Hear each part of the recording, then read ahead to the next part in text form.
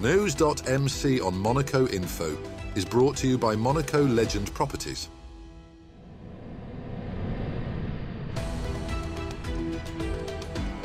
Bringing you news on Monaco's economy, culture, sports and more. Welcome to News.mc, your English rendezvous on Monaco Info.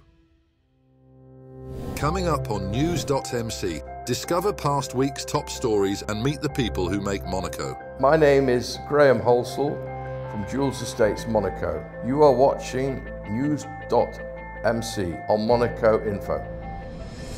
What's been making headline in the past week? In his New Year's wishes, His Serene Highness Prince Albert II of Monaco reflected on the resilience, unity and accomplishments of the Monegasque community in 2024 while expressing hope and determination for 2025. He acknowledged the challenges of the past year but celebrated successes that highlighted Monaco's solidarity and enduring values of respect, openness and responsibility. The Prince emphasized the importance of sustainability and progress to ensure Monaco's prosperity for future generations, thanking institutions, businesses, associations and residents for their collective contributions. Looking to 2025, he prioritized advancing environmental commitments, supporting vulnerable populations and strengthening Monaco's shared identity. Addressing those facing difficulties during the holiday season, His Serene Highness Prince Albert II offered words of compassion, hope and encouragement, reaffirming Monaco's role as a united and supportive community. His message closed with wishes for health, happiness and success for all Monegasques and contributors to the Principality's continued harmony and innovation.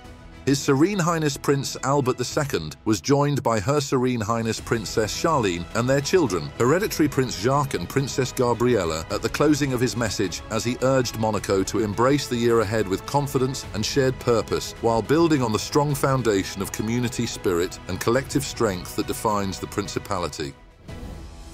The highly anticipated 16th Africa Eco Race began with a spectacular start from Monaco's Quai Antoine Premier on the 28th of December as 120 vehicles embarked on a nearly 6,000-kilometre journey to Senegal's Lac Rose, retracing the iconic Paris-Dakar route. This year's lineup includes 80 motorcycles, 2 of which are electric and making their debut, and 30 cars accompanied by support trucks ensuring safe arrivals. Participants faced challenging terrain across Morocco, Mauritania and Senegal, testing their endurance, navigation skills and mechanical resilience. French competitor Benoit Fretin, who prepared for over a year, emphasized the rally's unique demands, stating, "It's not always the fastest who wins, but the smartest." Timed stages begin in Morocco, demanding strategic thinking and adaptability. The rally's spirit is encapsulated by its blend of competition and adventure, making it a true test of grit and determination. The ceremonial start was marked by a heartfelt moment as Diane Thierry-Mieg, former fiancée of Thierry Sabine, the visionary behind the Paris-Dakar rally, gave the starting signal. Sabine's legacy, rooted in the thrill of exploration, continues to inspire the rally's ethos. Concluding on January 12th at Senegal's Lac Rose, the Africa Eco Race promises a thrilling culmination. Fans can follow the action on social media and the official website as competitors showcase resilience and skill in this extraordinary challenge. The Prince's Palace Court of Honour transformed into a festive wonderland with the magic of the holiday season at its heart, with dazzling decorations, oversized colourful presents, reindeer and a glowing mini forest of pine trees created a magical atmosphere. Highlights included a snowman flying a plane and a sparkling hot air balloon. The breathtaking centrepiece was the crib, featuring the angel Gabriel. This enchanting display brought the true spirit of the season to life in Monaco's most iconic setting. Monaco welcomed 2025 with a vibrant New Year's Eve celebration that brought together Monegasques, residents and visitors for an unforgettable evening. Festivities kicked off at Port Hercule, where families and friends gathered to enjoy the lively atmosphere. From 9 o'clock, 2 energetic DJ performances set the stage for a night of revelry, while the party continued into Casino Square, where people also congregated for the party atmosphere. As the clock struck midnight, the night reached its crescendo with a breathtaking fireworks display, illuminating the port of Monaco and signaling the start of 2025 in dazzling style. Families toasted the new year amid the festive ambience, embracing the sense of togetherness and optimism that defined the evening.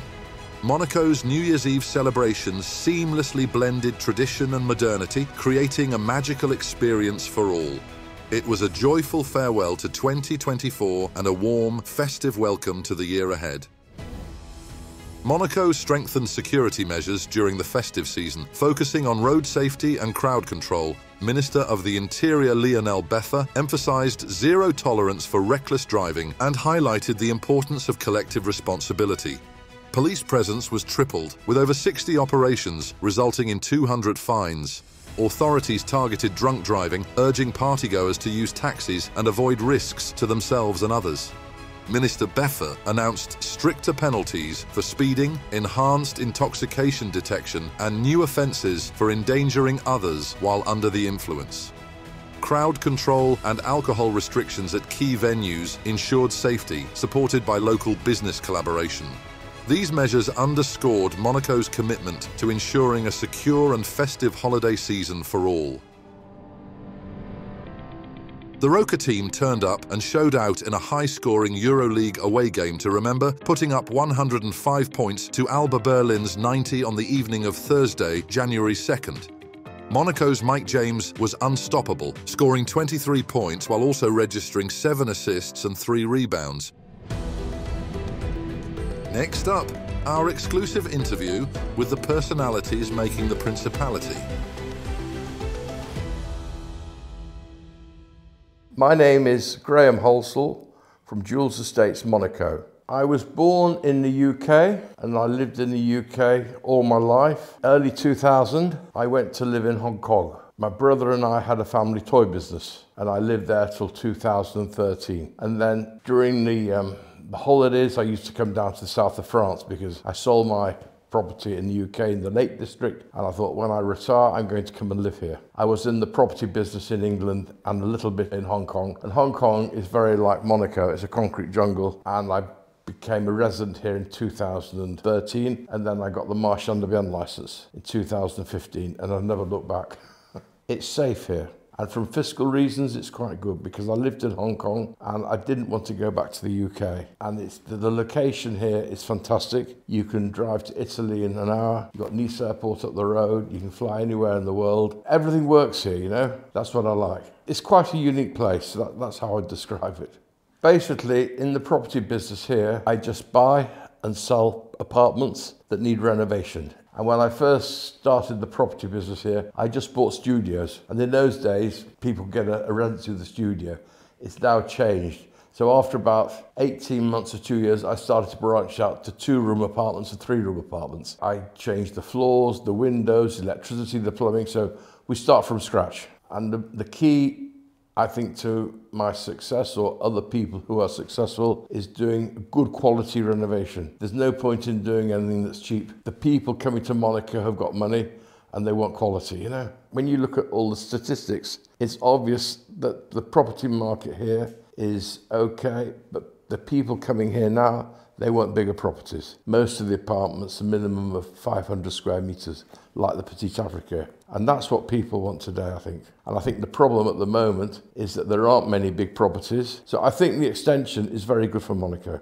This last 12 months, until we went on the grey list, the market has been very slow. And to be fair, we've had a very good 2 or 3 years up until the middle of last year. And then the day we went on the grey list, there's no more bad news, you know. We're on the grey list now and we'll get off it one day. To be fair, for the first 6 months this year, there were very, very few transactions. And then from July the 1st, all of a sudden, people decided to buy because they were waiting, you know. I always say, what's expensive today is cheap tomorrow.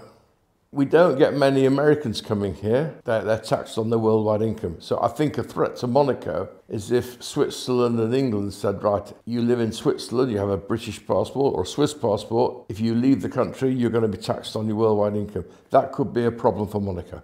I like motor cars. I like driving. To be honest with you, I don't have too many hobbies. I enjoy working, you know, and my family live in England, so I go over there once or twice a month to see them. One of my very good friends that lived here 3 good friends. 2 have died, unfortunately. They used to go for lunch once a week, and they asked all their friends from England. And then Tony set up the Tuesday lunch club, and it's still going today. So we all go to Avenue 21 on a Tuesday for lunch. All English people, you know, all guys, and we all have good fun. You know, they do a very good lunch. And also, I'm a member of the Crema, and that is a very good club. That's near Cipriani in the Mirabeau, and that's very good for newcomers coming here because they have many events, and they have a cocktail party once a week for members. This is what I like about Monaco, you know. There's not too much activity, but the activity that they lay on is very good, you know. I have a boat. I have a day boat. I like going out on the boat. We go to Cannes, Saint-Tropez, and yesterday we were out on the boat with my grandchildren because they like to go diving in near Cap Ferrat and see the fishes, take some bread, feed the fishes, and then we go sometimes to Italy on the boat. Having a day boat here is great fun, you know, but I'm not the sort to go have a bigger boat and sleep on it, you know. I like to be on the land at night. I just sold a property recently to a gentleman from Turkey, another gentleman from Switzerland. You know, people from Switzerland want to come here now. I'm not sure why, maybe fiscal reasons. And I sold to quite a few Russians as well, but those Russians have been living here. And the people from the UAE are starting to come here. Not many people from Hong Kong or China or India or Africa, but Middle East people are starting to come here. The Americans are coming over here to buy, but they don't buy in Monaco, as I said earlier, but they're coming to France. So this area is very appealing for a lot of reasons. There's 1 or 2 from Canada coming, but I don't know what the fiscal laws are there, but there's 1 or 2 Canadians coming here. And I think a lot of people like to come here, as you said earlier, when you go to Casino Square at the weekends, there's a lot of people coming here from Italy. They just come for the weekend, you know, they don't live here, but they come here for the experience. That's all for today. Thank you for watching News.mc, your English rendezvous on Monaco Info.